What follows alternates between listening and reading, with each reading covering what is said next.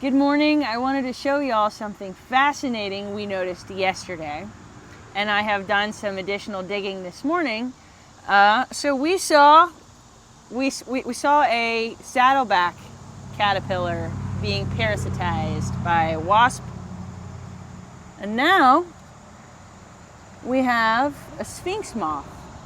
It's happening.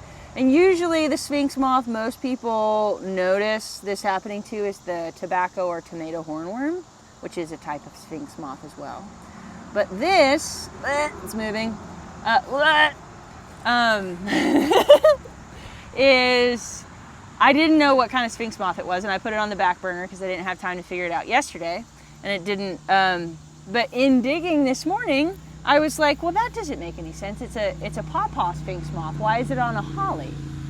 That doesn't seem to have any relation at all, but as it so goes. So I like to promote and use the Native Plant Finder website that uses your zip code to find out the plant species that are native to your area, genus, and then also the caterpillars that use them as hosts, the Lepidoptera. So with the 37082, which is where we are, Cheatham County, holly doesn't show up as being native, even though it's on this hillside.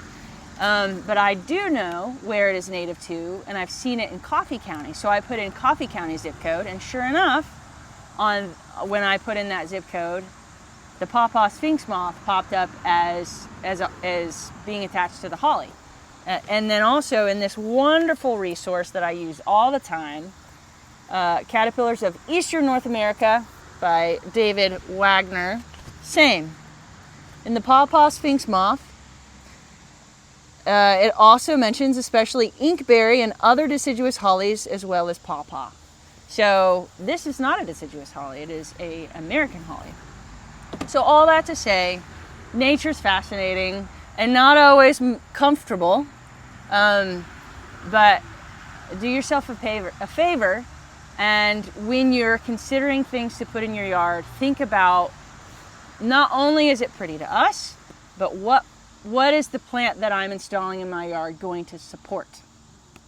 So that is your little tidbit for this morning. I hope you guys have a wonderful weekend.